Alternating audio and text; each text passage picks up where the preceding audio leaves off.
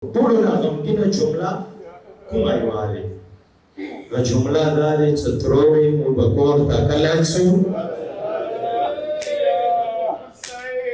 ما ویلو که ستاسو اورېدلو که نه وربه کور کې سوچ وکړو که نه کور کې ورباندې سوچ وکړو چې د جملې کې څه وو. ترورې کور ته به کله ځو نو ترور به ورته جواب کې څه ویلو لورې هر څوک د کور ارمان کوي ته د کور ارمان ما کوه.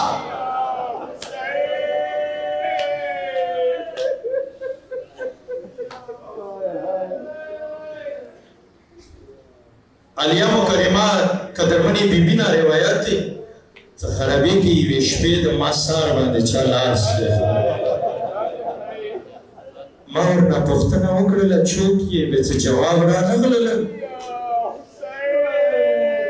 دویم ځل په بیا ما په سار باندې لاس کېښودله. ما ورنه بیا پوښتنه وکړه چې جواب رانغلله. کله دریم ځل دپاره ما سر باندې لاس کېښودل. ما ورنه زور سره پوښتنه وکړه ته چېرته یې؟ څه بار بار د ما په سر باندې لاس کېږدي. یو وړوکی اواز راغله ته خفه نه شې وړه سکینه یوه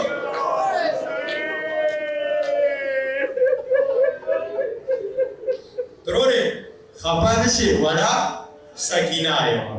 عزادارو عصمت ورمنې بیان دی زر زر پاره تله وړه بلبلې غوږې کې ونیولله.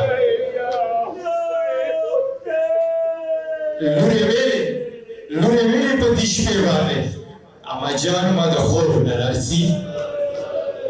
ما پې ګوره مؤمنانو ډېر ارام سره یو مینې سره واورو. اما جان ما د خوب نه راځي. لورې خیر دی خوب وکړه ارامه وکړه. اما جان څو ځل څنګه ستلو ما د خوب نه راځي. لورې د تا همزول یې د تا عمر والا خو د ډېر خوبونه کې ته ویلې نه کې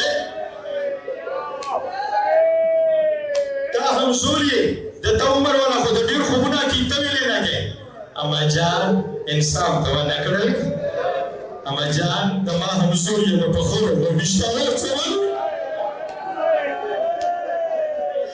ما باندې د پښارو باندې څولي.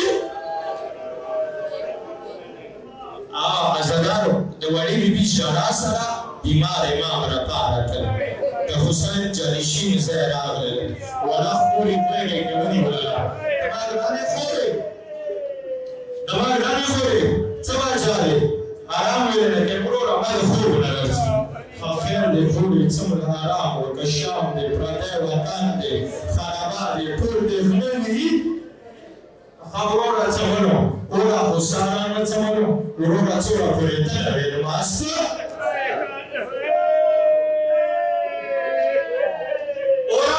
سارانه څه منو څومره پورې تله وې د ماسته.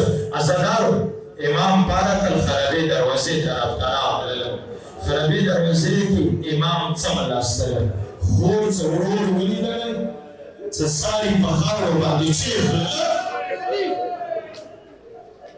عزادار ما پې وایه خور څه ورور ولیدل څه ساري د خرابې په خاورو باندې چیښلله.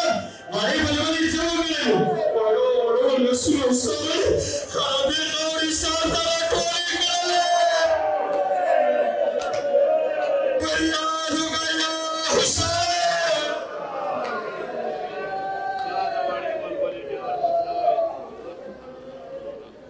عزادارو او مؤمنانو دا خو هغه وخت وکړه چې وړې بلبلې به ترور ته ویلو ورور ته به ویلو موږ به کور ته کله ځو موږ به کور ته کله ځو.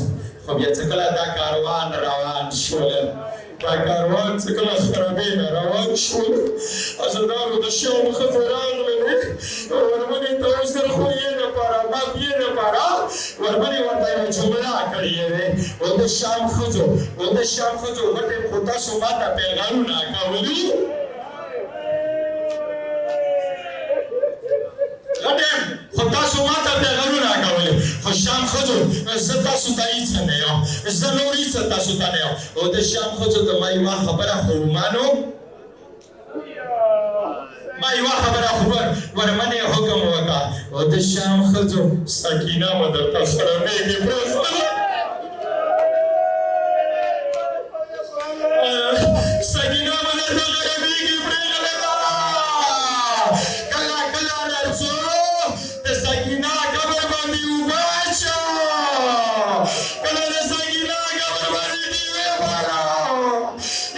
فریاد یا حسین.